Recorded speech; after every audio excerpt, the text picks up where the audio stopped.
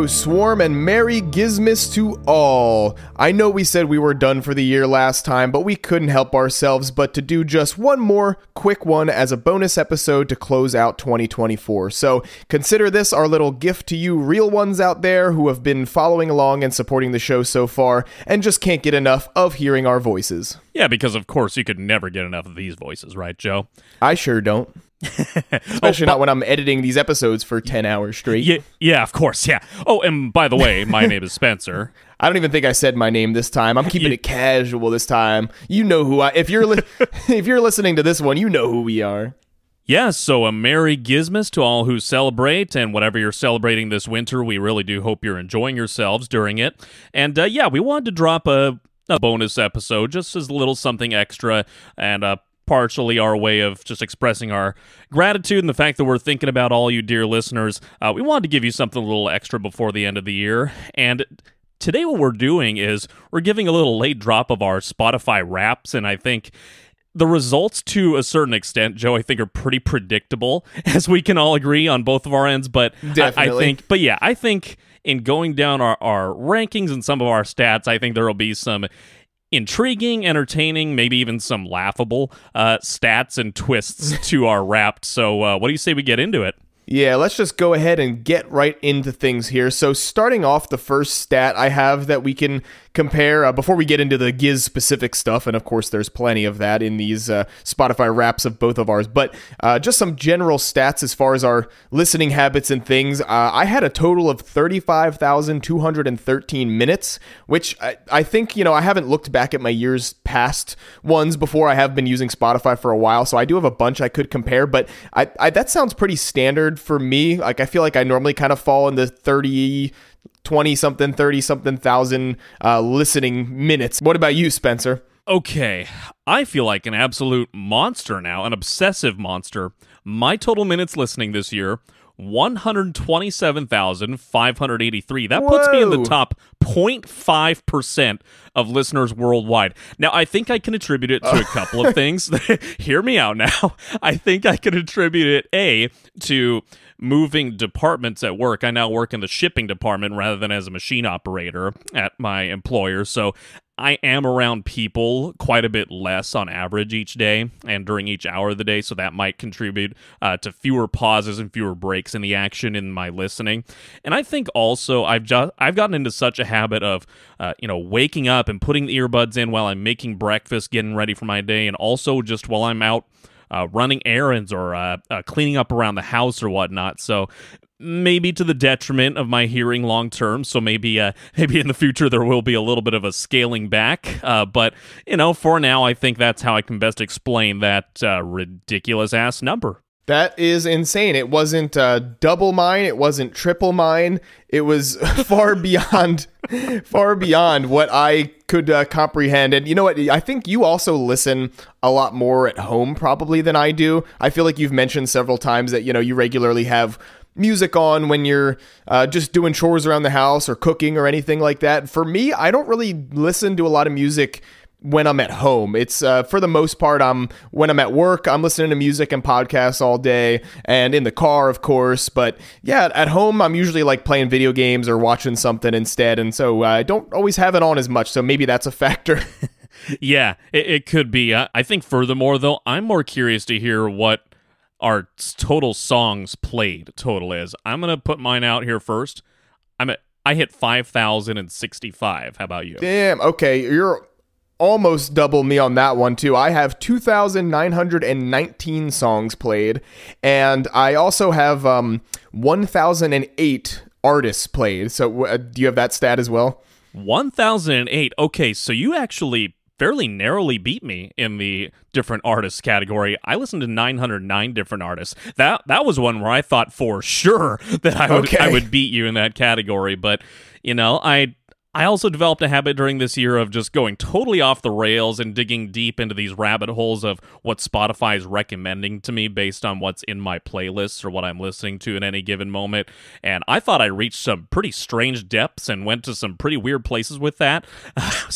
But no, lo and behold, 909 compared to your 1,000 plus. Impressive.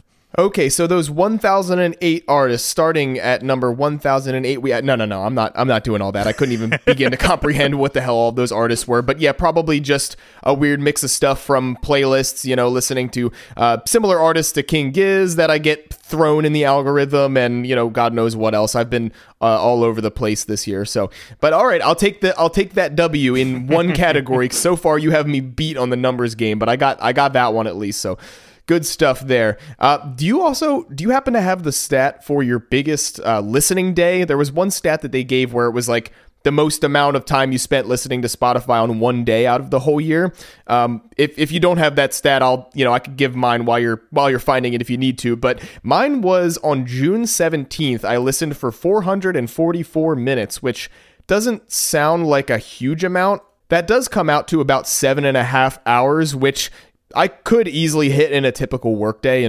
We both do work 10-hour days, so that's not too out of the norm. But I think the special thing about that day was actually when I was coming back from a road trip. So I mentioned before how I went to Michigan in August for the King Gizz acoustic show, but I actually went to Michigan twice over the summer because I have some friends up there in the outside of the Detroit area, and one of my friends up there was getting married in June, and I think his wedding was either the 14th or 15th that weekend before, and then this day, June 17th, I think was the day that my girlfriend and I were driving back to PA from Michigan. So that would make sense why that was one of my biggest listening day of the year, being on a road trip like that. Okay, interesting. So my biggest listening day was June 26th with 802 minutes.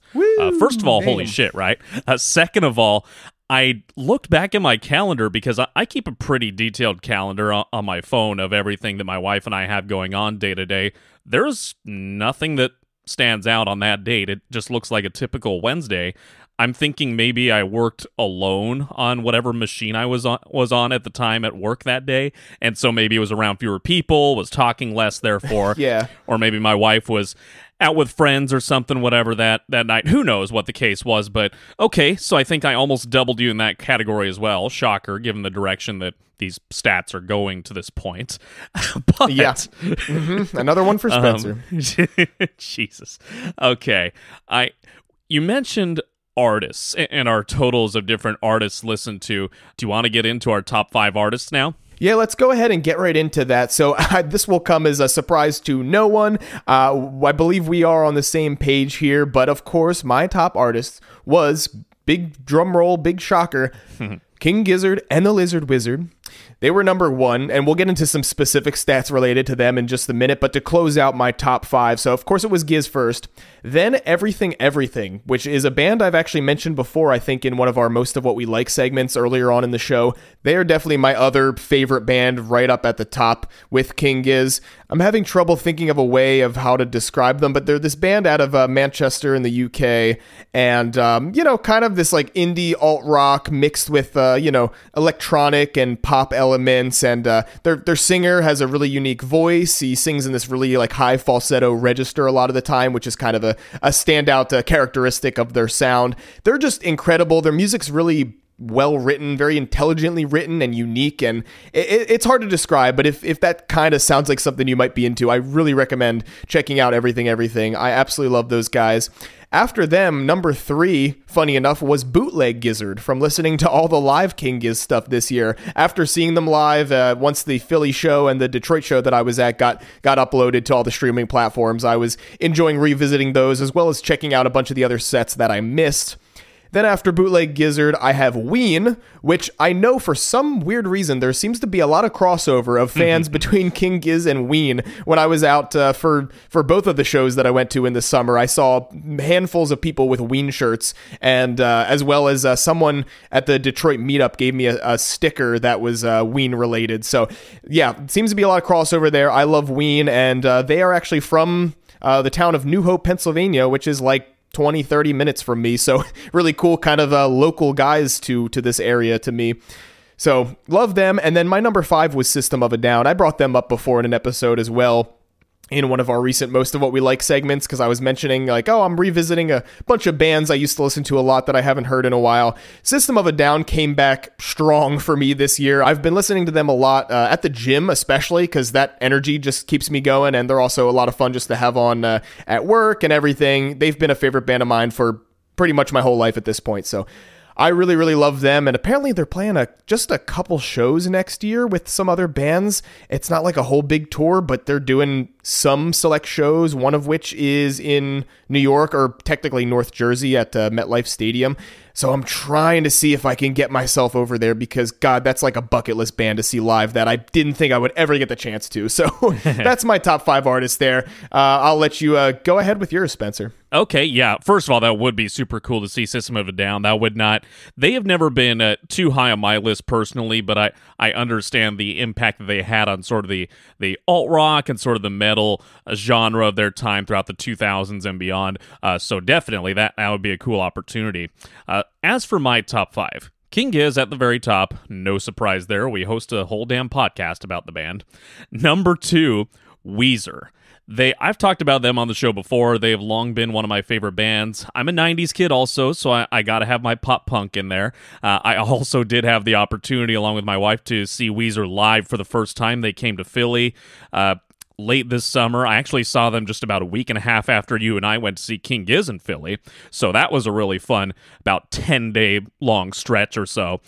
So that was a lot of fun. Rivers Cuomo still has just these incredible vocals. He really has aged beautifully, as has the rest of the band, actually. But they were a lot of fun. That was no surprise to me either. They're number 2 in my top 5. Number 3 for me is Van Halen, who I've acclaimed as my favorite band of all time ever since I was in middle school.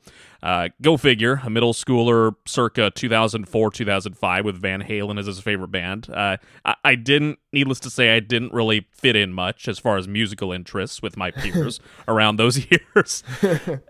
That's number 3, and I should say also that just the other night, I was vibing so hard to Van Halen's 1984, which has a few of their biggest hits on it. Jump, Panama, Hot for Teacher, I'll Wait, Girl Gone Bad, House of Pain. Ugh, it just goes on. I was vibing to them really hard while I was sipping a beer, cooking dinner right at the end of a long workday, and I was feeling it so hard, man. Good vibes. Back to my top 5. At number 4, you'll get a kick out of this, Joe. It's the Knitters. Oh, my God. I've mentioned them on the show before in Most of What We Like. For those who don't remember, I think that was mentioned on a very early episode. This was a band that Joe and I enjoyed during many a long workday, actually, earlier this year when we were still working together. They're a side project band of the Los Angeles punk band X, who were popular kind of in the late 70s, early 80s, but they had this side project called the Knitters, and they were a country band.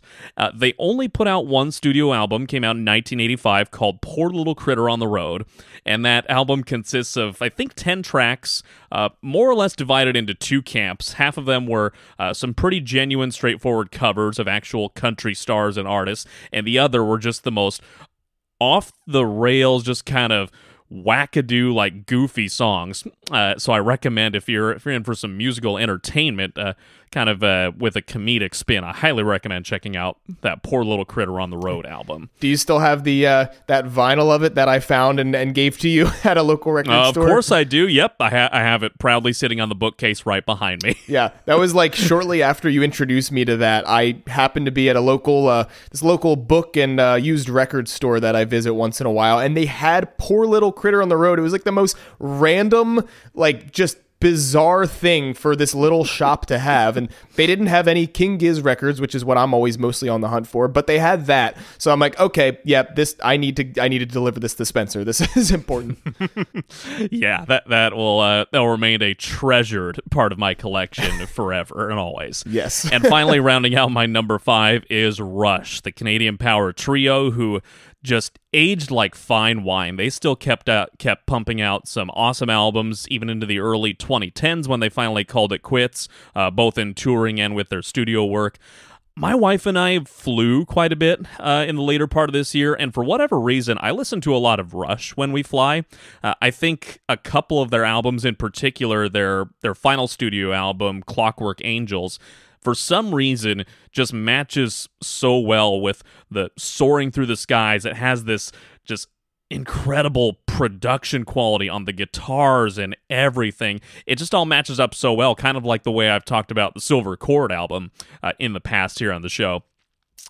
So yeah, Rush vaulted to number 5 on my list. They have always been another one of my favorite bands. It was not too big of a surprise to see them in my top 5, but yeah, that is my top 5 artists listened to this year. Again, can't say many of them are a surprise, except for maybe the Knitters sneaking in at number 4. Just goes to show how much in need I am of a little humor injected into my work week. Awesome, yeah, solid list there. Some of those I definitely could have probably predicted knowing you, but yeah, it sounds about right. The Knitters one is definitely like kind of the goofy outlier, but the rest of them check right out as far as your musical tastes that I know pretty well at this point. So good stuff there. So let's move into top 5 songs, and I won't be surprised at all if there's a handful of Gizz tracks in both of ours here too. I know mine is mostly King Gizz. In fact, 4 out of 5 are King Gizz. My top 5 songs in order of most listened to first. My number 1 was Witchcraft. Number 1 was Witchcraft, and number 2 was Gila Monster. So this was a big Petro year for me. I know it came out last year, and even though we got new music with B741 coming out this year, for whatever reason, man, I was just locked in on Petro. I don't know what it is, but it's just the perfect energy to get me moving and grooving throughout a work day or jamming on a long drive to that album. I just could not get enough of it, so I listened to Petro Dragonic Apocalypse more than any other album for sure. So we have Witchcraft and Gila Monster, and those are my favorite 2 to listen to back to back too. I just can't help it. They're my 2 favorites. But then number 3, we've got more King Gizz. It's Les Risques. Of course, there had to be at least one Flight B741 track in my top 5, and I guess being that it was the first single, that's the one that I've had the most time with. So Les Risques was on repeat quite a bit for me, as has the rest of that album, of course. Then number 4 is the song The End of the Contender, which is a track from that band Everything Everything that I mentioned earlier. They were my number 2 artist of the year. This was off of their new album that came out, I think it was March. It might have been March 1st, I think, of this year. Their latest album called Mountainhead. It actually came out while I was on a trip to Japan. I was in Tokyo when it came out. Late February into early March is when I was there, and it was just, I had a really cool listening experience hearing their new album for the first time. I was actually on a train by myself. I had a free day where everybody was just kind of, doing their own thing, all my friends that I was there with. And I decided to visit this local park. It was about an hour away by train, so I had to get off and, hop on a couple different lines to get there and everything. And it was a beautiful day. It rained almost the whole trip, but this was like the one nice sunny day. I had my headphones on, riding on a train through Tokyo, listening to the album, and it was just such a vibe and such a time that will be always burned into my memory when I revisit this latest album of theirs. It puts me right back in that moment. So it was so nice. So nice. Again, the song is called End of the Contender off of the latest Everything Everything album. So again, I really recommend more people check them out. I love those guys. So that was my number 4. And then just wrapping it up, my number 5 was kind of a surprise to me, but also not. It was Kepler 22b from Omnium Gatherum. I haven't particularly been listening to that album a ton this year, but I think what's going on here is that I have this like autoplay feature. I think, Spencer, you mentioned before that you turned it off, but there's this feature on Spotify. If you lose for me. Yeah, no la lose for you. Oh God, at least that wasn't in the top 5 for me, but it's close. I'll talk about that in a minute. But yeah, I think what happened with Kepler 22b is like whenever I finish a King Gizz album or one song that I chose to listen to, I have this feature turned on where it will just automatically play other songs from that artist or similar stuff.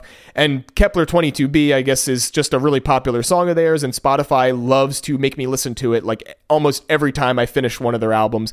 I might turn that feature off, but I don't know. Sometimes I'm busy at work, an album ends, and it's kind of nice to just have music keep going instead of having to stop and put something else on. But anyway, I think that's the reason why Kepler 22b ended up in there, and I always leave it on. I mean, I fucking love that song. It's a great one. It's a catchy one, and that'll be fun to talk about when we get to that album eventually. But anyway, that was a mouthful, but that was my top 5 songs if you want to go ahead and compare yours, Spencer. Yeah, okay, well, I was disappointed when you said only 4 out of your 5 were King Gizz tracks. I'm sounding more insane and more like a one-trick pony as we go through each category because I'm just filled with so much Gizz in my playlist and in my listening habits and everything. All 5 of my top 5 songs of the year are King Gizz. Right at the top of my top 5 is Les Risques, which was not surprising. 79 times was my total, which, by the way, seems low to me. I could have sworn that I had reached triple digits in the number of times listening to this banger of a track, which, by the way, that total of 79 put me in the top 0.005% worldwide in listeners to that song. Holy crap, dude. Wow. Yeah. Needless to say, that the whole Flight B741 album was so infectious, I became so obsessed with it very quickly that there are 2 other songs from it in my top 5. Number 2 is one of them, Hog Calling Contest. That, of course, was one of the other advanced singles released before the album. I just love it. Yeah, it was the second one, right? Yeah. I just love its manic energy and its pep, and the fact that, again, a couple different band members sing lead parts on the track. Number 3, Robot Stop. I went through a period, I think it was before we discussed Podagon Infinity on the show. I almost called it Podagon Infinity again. Yeah, you had to stop and think about it for a second. Yes, but before we had that album discussion, I went through a period of being obsessed with that album anew, and just being so enthralled at how it kicks off that album. It just has the right energy and the infectious hooks. The fact that the vocals just punch you in the face right away. Not even really any instrumental overture or like an introduction. It's just no boom, build okay, up. We're going. Here we go. No yeah. build. Yeah, it's a good way to put it. Okay, so again, to recap quickly because I'm rambling a lot. Les Risques, Hog Calling Contest, Robot Stop, 1 through 3. Number 4, I'm in Your Mind. We, of course, talked about Mind Fuzz, the album discussion earlier this fall, I believe it was, actually right around the time that it celebrated its 10-year anniversary, since that came out in 2014. That's another one that is just an amazing opener to an album. Just those 4 drumstick clicks from Cavs, and then boom, here we go into the pocket and into the intro to that song. It's a legendary part of the band's catalog, of course. And then number 5, Field of Vision. That was the 3rd and final single released off of Flight B741. I dug this one right from the get-go. It had a very kind of Rolling Stones-ish strut to it.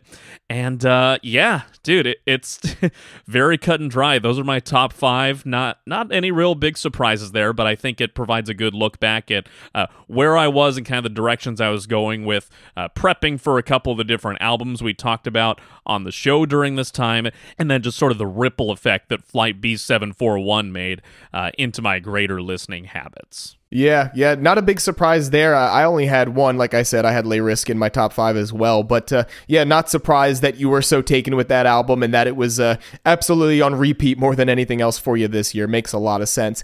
You brought up a stat of how many times you played your top song, and I don't think I mentioned that. Again, my top song was Witchcraft, and I played it 44 times, which doesn't really quite stack up to your 70 whatever times that you listened to Les Risques. But still, that put me in the top 0.05% of listeners, I guess, of listeners of that track specifically, I guess is what that means. But yeah, 44 times, not bad, but I think I could get those numbers up for next year. So maybe not that song anymore. I'm probably going to be transitioning into new eras of being obsessed with certain albums and things at different times. But yeah, try to get my numbers up. So you beat me again, once again there. So on the topic of King Gizzard, why don't we get into the more specific stats related to them in particular? Because yes, obviously, as we said, and no surprise, they were our top artists for both of us. I think even if we weren't doing the show, that would still be the case. They've been my top artists for at least the last 2 years, maybe 3. So I came out to a total of 9,380 minutes with them, which places me in the top 0.1% of fans, and those minutes in hours comes out to just over 156 hours, which sounds like a lot. That's pretty good, I think. But yeah, top 0.1% of fans, and my longest streak of not missing a day of listening to them, my longest streak was 22 days straight, where they weren't the only thing I listened to in 22 days, but it was just the longest streak of not going a day without at least listening to one song of theirs at some point. So we did talk about our Wrapped a little bit ahead of time when it first came out. So I know Spencer's already got me beat in this category, but go ahead, lay the numbers on us. I was about to say, come on, man, that's kid stuff.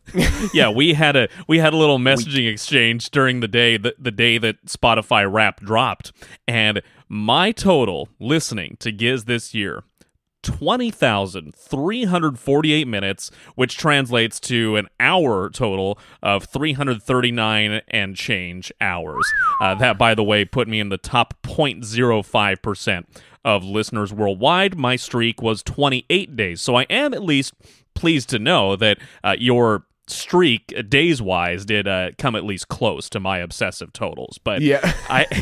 I gotta say, though, about that 28-day streak and your 22 days, I think that just speaks so much to the versatility of this band. And such a central part of this podcast has been discussing how well they execute music from every genre. The heavy metal, the electronic, the microtonal, the jazz, the, et cetera, et cetera. They all execute it so well, and they're always learning. They're always hungry to learn more and be able to do more with different instruments, from Stu's goal a decade ago or whatever of learning a new instrument every year to just now the whole band is basically on board with always retooling and exploring, where can we go next with all this thing? And right.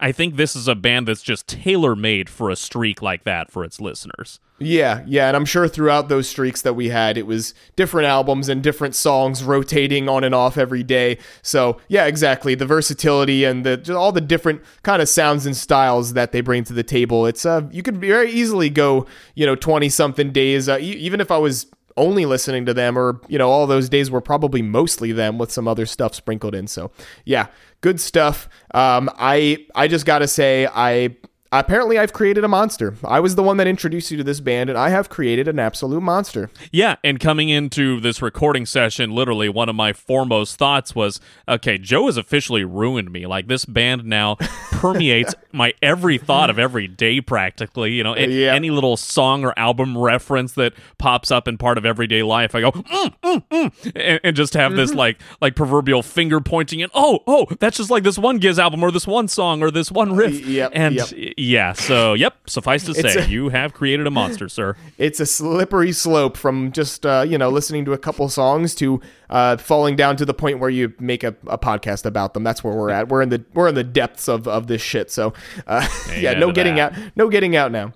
Okay, so that's all our King Gizzard specific stats and where we shook out as far as how much we listened to them and our favorite songs of them of the year and everything. Just figured we'd give a couple other honorable mentions to other favorite songs of ours that didn't quite make the top 5. Spotify creates a playlist called Your Top Songs of 2024, and it's 100 songs. So it's the top 100 songs that you listened to that year, all put together in one playlist. So just to kind of keep it general, I'm not going to read off every 100 of these songs or anything. I already mentioned my top 5, which 4 out of 5 of them were King Gizz. We have a mix of more stuff by Everything, especially off of their most recent album, as I mentioned. I listened to a lot of that since it came out in March of this year. Lots of King Gizz, also a lot of Murlocs. I've been loving the Murlocs as well, which is, of course, Ambrose's other band that he's the front man of. Really great stuff if you haven't gotten the chance to check them out, especially if you love kind of the more blues rocky stuff that King Gizz does, like Fishies or B741 and that kind of vibe. You'll dig the Murlocs a lot. I especially love their latest album. I think it came out last year, Calm Ya Farm.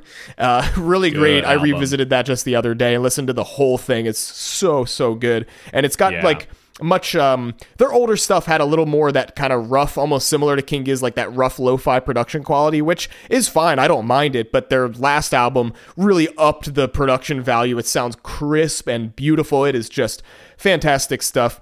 Also got some Kendrick Lamar sprinkled out here and there from his beef with Drake. Of course, I was listening to those diss tracks as they came out earlier this year in the spring and summertime whenever that was all happening. Yeah, and I also some MF Doom, some other like hip hop and stuff like that. Some Ween, of course, as they were another favorite artist of mine.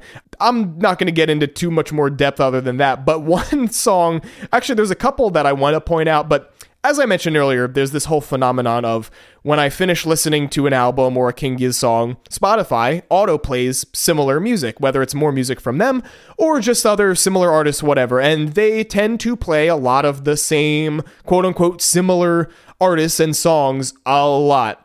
And one of them, which is infamous in the community, out of at least with people who, people in the King Gizz fandom world that use Spotify like we do, there's one song in particular that has become very infamous, and that is Floating Features by La Luz. Now, no hate to this band or even this song. It's a cool song, and I've actually listened to the whole album at some point, and it's pretty cool stuff.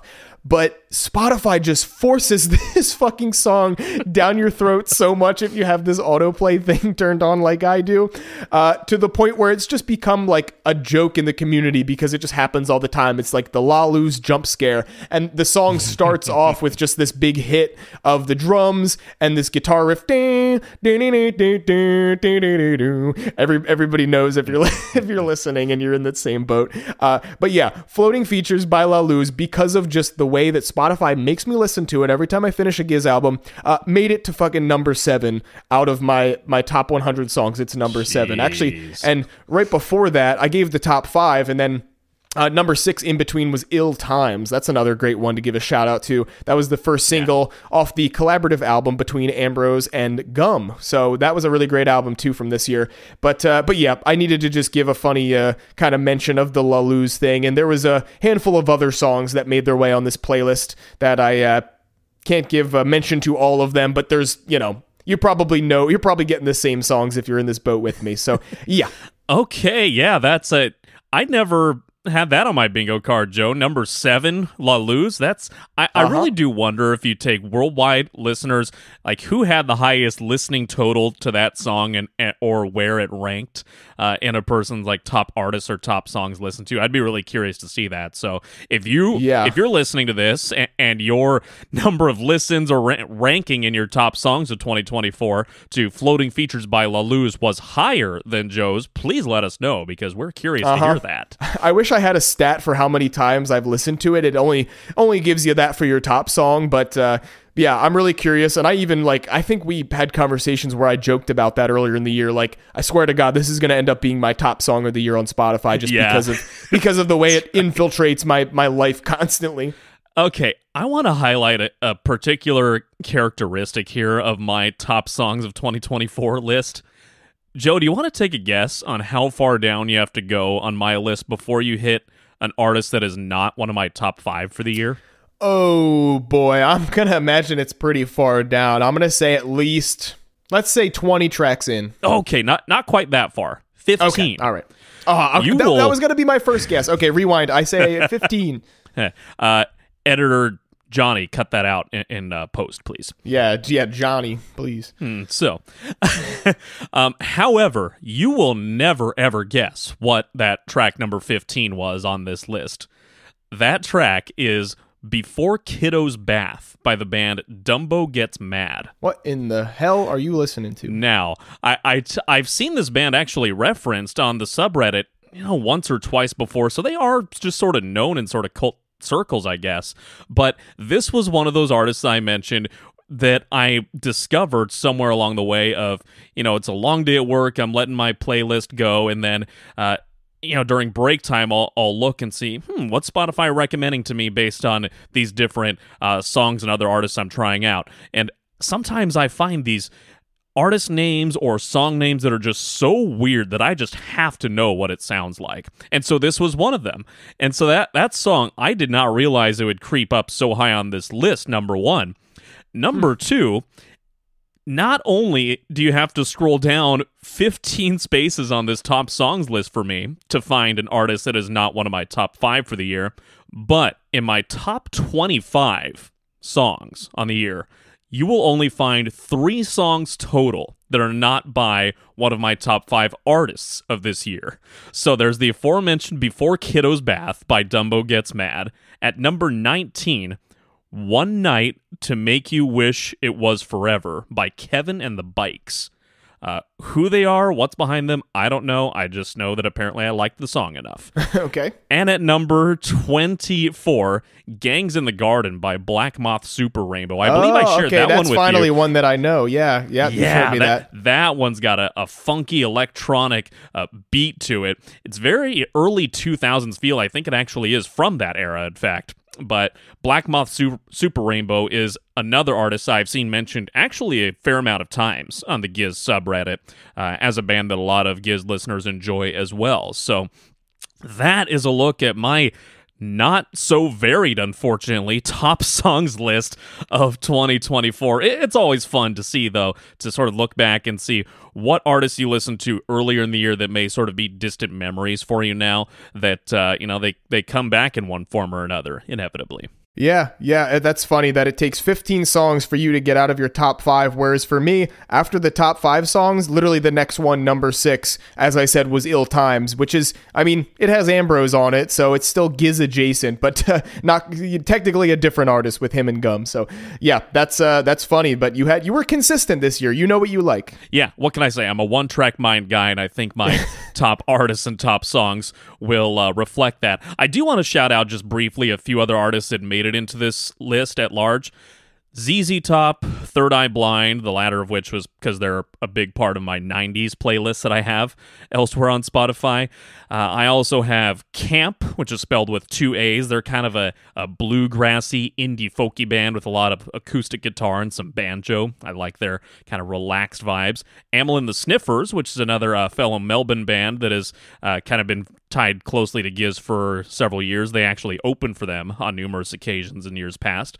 The Murlocs, which you touched on. Mink Muscle Creek, which from years ago has some connections to Tame Impala, actually.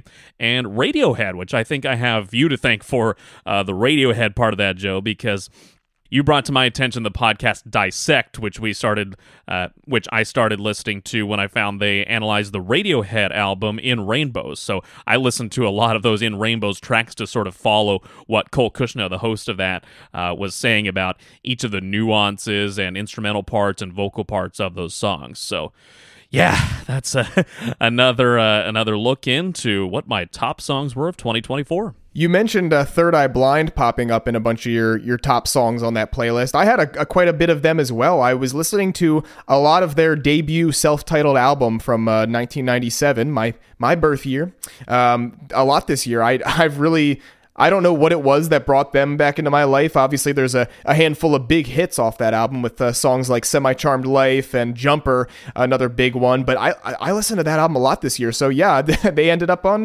my top playlist as well. So speaking of podcasts, which you brought up Dissect, and they're going to come up again here, I wanted to touch on our top podcasts of the year as well, because as we've both mentioned, we are big podcast listeners as well when we're not jamming out to King Gizz and all the other music that we mentioned. Total minutes listening to podcasts for me was 9,809 minutes, which is not quite beating out the amount of time I spent listening to just music, but that's getting up there. My top podcast topic or genre was comedy, and there's a good reason for that, because my top podcast, my number one, was My Brother, and Me. If you're not familiar with these guys at all, or if you're just in general not really a podcast person, they've been around for over 10 years, in fact, like 14 years now. They started in 2010, way back in the early days of podcasts, honestly. And it's a comedy show where the three brothers take advice questions submitted by listeners, and they give, well, quote unquote advice. It's mostly jokes and, kind of absurd, kind of sense of humor, but really funny stuff, the way that they respond to these people's, awkward situations that they're in, that they're looking for help with. It's it's a quote unquote advice show. They also have a lot of other segments that they do on and off throughout their episodes, and they're just hilarious. Their sense of humor is just right in line with the kind of stuff I enjoy, and they're just really sweet guys too. Like they have some times where they've brought up more serious things, not usually in episodes, but a lot of times they sell merchandise and donate proceeds to different charities and stuff like that. So they're great dudes, and I've gotten to see them live once. They usually do at least one tour a year where they'll bounce around the states a bit, and they were a great time seeing them live. So I love that. That's my top podcast, My Brother, and Me. Following that real quick, the other four, number 2 is Disgraceland, which is one Spencer got me into earlier this year. It's almost like a true crime music podcast where the host, Jake Brennan, picks an artist or a subject sometimes outside of the world of music, but, pop culture figures, movie stars of days past, sports-related episodes he's done a few of as well, but basically picks one of these subjects, mostly musicians, and delves into their criminal past or, terrible, dark things that happened to them in their life, and, a lot of times ending in tragic death with a lot of these famous artists that he covers, but his storytelling ability and the editing and just the soundscape of the episodes and the way he puts them together is amazing. Mm-hmm. So highly recommend that if you're into just music podcasts and true crimey kind of stuff. Number 3 for me was Sawbones, a marital tour of misguided medicine, which is adjacent to My Brother and Me, because the oldest brother of that podcast, Justin McElroy, he hosts this one with his wife, Sydney, and it's kind of like a medical history podcast where they talk about the terrible ways in which we used to treat ourselves for diseases, or, the history of the study of different diseases and treatments and things like that. Usually has a little bit of a comedic twist to it. It's, by their intro of the episode, not medical advice, but, more of just a history and comedy. Sydney herself is a doctor, so she usually brings the real knowledge and history of things, while her husband, Justin, is more of the jokes guy and more playing the kind of everyman, or the layman, I guess you should say, where he's the one that'll ask questions and kind of keep her going and explaining things to a wider audience. But their show's amazing. I love them. Number 4 for me was Dissect, which is the one Spencer brought up. This is a music analysis podcast where every season the host, Cole Kushner, picks an album by an artist he likes that he thinks is deserving of some deep dissection, hence the name, and he'll spend usually close to an hour or so on every episode dedicated to one song off of that album. So he'll do like an intro episode, then an hour long on every song, and then, some kind of finale wrap-up epilogue episode at the end. So, really great show if you're into musical analysis. And as Spencer mentioned, he's covered a bunch of Radiohead albums if you're into them, as well as a lot of hip-hop albums that I love as well. Kendrick Lamar and a lot of stuff adjacent to that.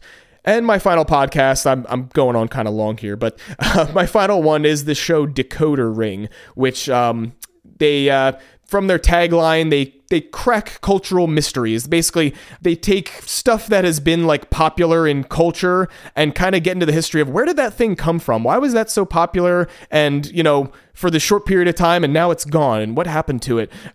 Can be anything from stuff related to old TV shows or like big, products that were popular for one time. Like, for example, I think they maybe done an episode on like Cabbage Patch Kids. Like, why was there like this crazy rush for this in the 90s or whatever, and then it just disappeared?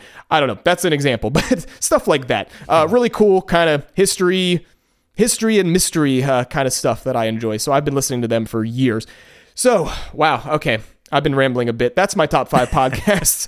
Fortunately, this is the last little chunk of our episode for the day, so we're winding down here. But Spencer, take it away so I can give myself a break from yapping so much and tell me and the listeners about your favorite podcasts of the year. Well, first, my total minutes spent listening, I would almost rather plead the fifth on this one. I think you said your total minutes listening was 9,000 and change. This is where you enter the gif of Michael Scott turning and kind of gritting his teeth in pain. My listening total was 59,034 minutes. Yep, I'm one obsessive son of a gun. So here we go. My top 5 podcasts this year. Number 1, actually, and I told you before recording, Joe, that you get a kick out of this. My Brother and Me. Wow. You got me hooked onto this one. Yeah, you talked all about so I won't reiterate the background on it because the listeners have already been told, but you mentioned how they've been recording episodes since 2010. I've been progressively going through the whole back catalog of their episodes. At first, it was just curiosity on how they've grown and how their sound quality has improved because they audiobook they put out a while back. I think it's called Why Everyone Has a Podcast Except You. And they talked about, on episode 55, for example, for reference, they're on now like 700 something. Episode 55, our audio quality was dog shit. And I'm just like, okay, I gotta go back and hear that. And now I'm like working my way literally through like 20 11, I think I'm on right now, while also catching up on the new Monday ones as they drop every week currently. So, the aforementioned My Brother and Me with the brothers McElroy, an advice show for the modern era, I might add, because that is at the top of every single show. Yeah, they're number one. Very much a part of that comedy podcast category, which is also my top category of podcast listening. My number 2 podcast is Welcome to Our Podcast. That's co-hosted by Los Angeles comedian Mike Falzone, who is a fellow former East Coaster from Connecticut originally, and his wife Zoya. They record generally in the mornings over a hot cup of coffee, and it's one of my favorite songs to listen to in the morning as a result. They definitely both have their morning voice on. It's just kind of a, hey guys, how you doing? What's going on? Well, here's what we've been up to this week. And it's a very chill, calm tone to it, but there is plenty of humor sprinkled throughout. And it's really kind of a look into the everyday life of a comedian and his wife, who's a hairdresser. That's basically what that podcast is. Mike is a co-host on another show I'll get to later in my top 5 here. Moving on, number 3, Let's Get Haunted, which I have to credit my friend Molly from my college days for hooking me on to. This is co-hosted by Nat and Allie, 2 California residents who are so enthralled by everything spooky and haunted and weird, paranormal. Not a topic that in previous years I necessarily would have gravitated to very easily, but my friend Molly really hooked me onto it. They just do deep dives into some really crazy, weird stories. There was an episode recently on the on some of the JFK assassination conspiracies, and I'm not generally a huge conspiracy nut, but these episodes that Nat and Allie put out every Wednesday just draw me in so easily. They're great storytellers, they're entertaining, they also throw a few real good jokes and goofs in every episode, intermittently between the bits of drama, talking about all these weird topics. So that's number 3, Let's Get Haunted. Number 4 is the podcast Exploration Live, which is a little bit tough to boil down, but the best way I can put it, 2 hosts, longtime friends who live in Brooklyn. They analyze various phenomena in seemingly mundane everyday life. So they'll talk about anything from why you feel a certain way when you get off on the wrong subway stop and you feel like people are looking at you weird, to things like why do I do everything that my dad does or my mom does personality-wise that I swore to myself I would never do when I was younger. They just analyze all these different minutiae of everyday life in ways that I would guess a lot of us have never really thought twice about. So recommend looking into that one.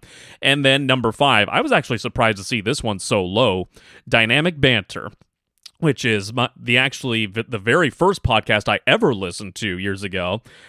This is just off-the-rails, goofy-ass humor. The aforementioned Mike Falzone, who I mentioned earlier in my top 5, along with his good friend Steve Zaragoza, they were both former hosts on the YouTube channel SourceFed, which some listeners may be familiar with, that sadly shut down a number of years ago. They would do like mock newscasts and various sketches and bits. But Mike and Steve now do their own little comedy show where they make crazy noises. They make weird music through a soundboard. They have all these funny sound clips that Steve will play, and they'll just talk about like everyday life, but there is hardly a serious moment in the entire hour-plus long episode every Friday. So if you need a good laugh, go to Mike and Steve. I should also say that if you're, this is going to be weird to hear if you're the listener, but if you enjoy the Silver Cord extended versions, there are a good number of Dynamic Banter episodes you might enjoy. Somebody gifted Mike an analog synthesizer a while back, and sometimes they'll open episodes on just these crazy, weird, disjointed sounds and improv tunes and stuff. It is really wild. So if you want some good laughs, go to Mike and Steve on Dynamic Banter. Those are my top 5 podcasts of the year. And Joe, what an episode, what an exploration. This was a lot of fun and a looser, kind of looser episode structure today. Yeah, felt nice to do a quicker, shorter one than usual, a little more casual and laid back than our usual, album discussions and things that we do, that we put a good bit of research into and whatnot. This was nice to just look over my Spotify stats and chat about it, and we figured it was appropriate enough with how much Gizz made it into our musical catalog of the years. So yeah, really glad we were able to put this together, and I hope everybody had a fun time following along with us talking about our Spotify Wrapped 2024. I don't know if this is the case because I feel like we might have heard from somebody by now, but if there is any small chance that this show made it into your top podcasts of the year, please let us know. That would make our day to know that, but if not, I won't be too surprised. We're still a small show and we're still pretty new, so all good if not, but just throwing that out there just in case. Yeah, do let us know because we would be curious and we would be very honored if that did somehow, some way end up happening. Even if it was number 5, I'll take number 5, just anything. We'll take anything, absolutely. So yeah, this has been our first ever, I guess, kind of bonus episode, a little fun one outside of the standard format that we typically do here on the show. Thank you so much for joining us for this one today. As we said, we had a lot of fun, and Merry Gizzmas, as this episode is coming out on Christmas Day. Christmas isn't quite here yet as we're recording this, a little bit in advance, but Merry Gizzmas, and happy holidays to whatever holidays you may be celebrating around this time of year. We hope everyone has a great new year as well. Stay safe, stay well, and we look forward to seeing you for the next one at the top of 2025.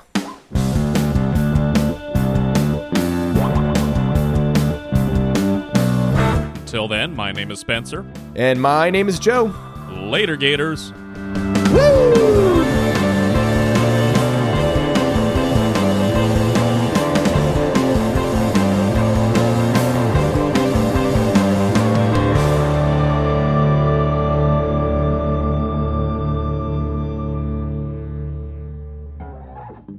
What?